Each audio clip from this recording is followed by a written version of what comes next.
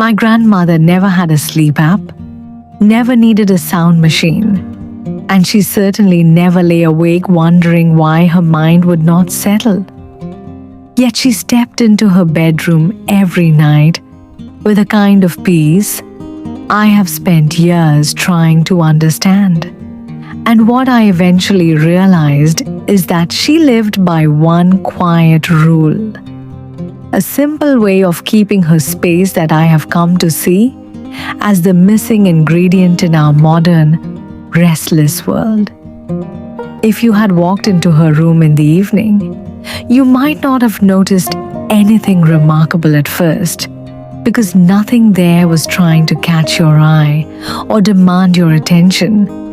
And yet, there was a feeling in that room that is difficult to describe unless you have known it. A quiet steadiness, as though everything had already settled into its proper place and was content to remain there. The bed was always made, not hurriedly, but with care. The kind of care that showed in the smoothness of the sheets and the way the corners were tucked in just right. And I still remember the scent of those linens, not the sharp, artificial fragrance we are used to now, but something softer, something that carried the warmth of sunlight and the faint trace of open air, as though the day itself had been folded gently into the fabric. Beside the bed was a small wooden table, polished over the years until it held a quiet shine.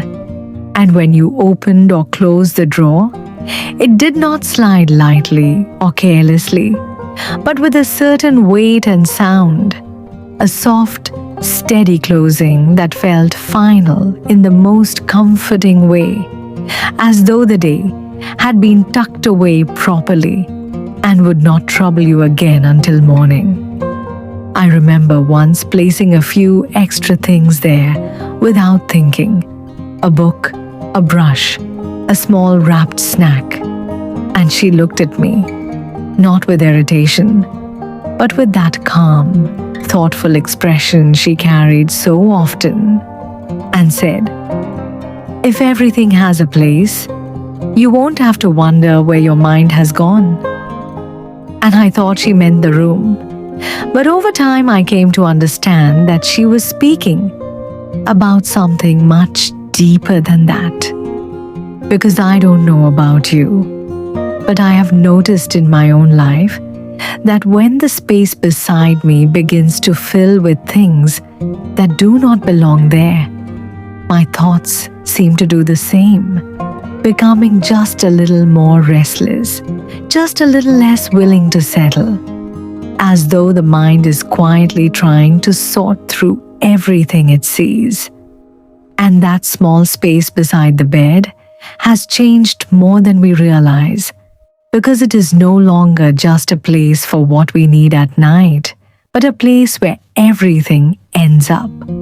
Cords, bottles, loose items, and most noticeably, that small glowing object that seems to follow us everywhere, even into the final moments of the day.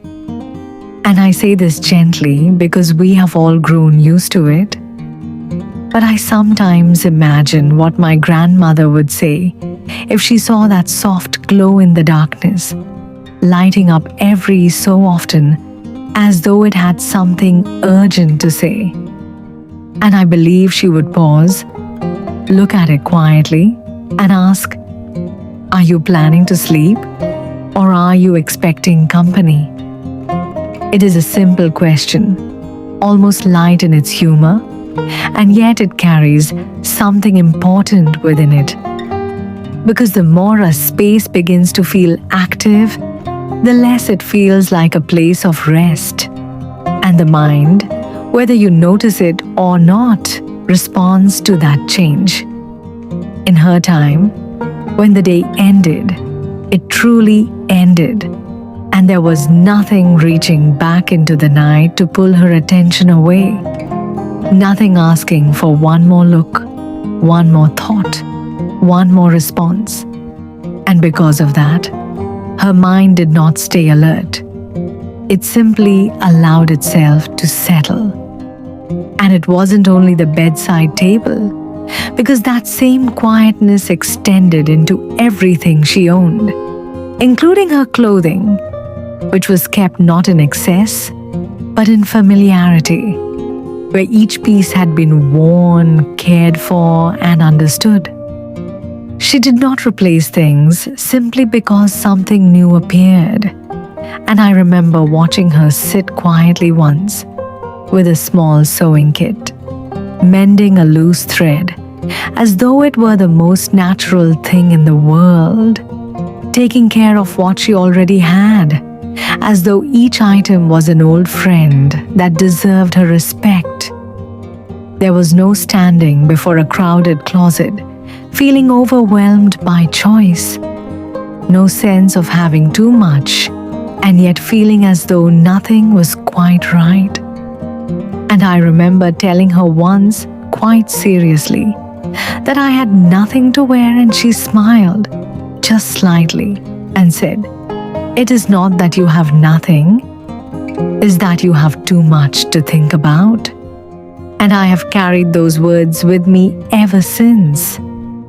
Because every extra item, no matter how small, asks for a little piece of your attention. And those small pieces do not stay where they are placed, but follow you quietly into the evening, into the silence, into the very moment you are meant to let everything go. Drawers become crowded, closets become strained, and the room begins to hold more than it was ever meant to carry. And even if you do not speak it aloud, you feel it when you lie down, as though something in the space has not yet come to rest. And I know, truly, that this is not always easy, because we are not simply holding on to things, but to moments, to people, to memories that feel too important to let go. And sometimes those objects feel like the only physical proof that a life was lived, that love existed, that time mattered. But what I have come to understand slowly and gently is that those memories do not live in the objects themselves, but in us, in the way we remember, in the way we carry them forward, and that the space we create around us now can either support that peace or quietly disturb it. Because the bedroom was never meant to be a place where life continues endlessly, but a place where life comes to a pause, where the day is allowed to close, and where nothing follows you unless it truly belongs there. I have noticed in my own life that the more my bedroom begins to resemble the rest of my day, full of activity, distraction, and unfinished thoughts, the harder it becomes to rest. But when the room becomes simpler, when it asks less of me, something changes, not suddenly, but quietly, as though the mind finally understands that it is safe to let go. Now, I want to pause here for just a moment, because I am genuinely curious about something. If you were to look at your bedside table right now, what is one thing there that does not belong to rest? Something small that quietly asks for your attention instead of releasing it. And if you feel comfortable sharing, I would truly like to hear what that is.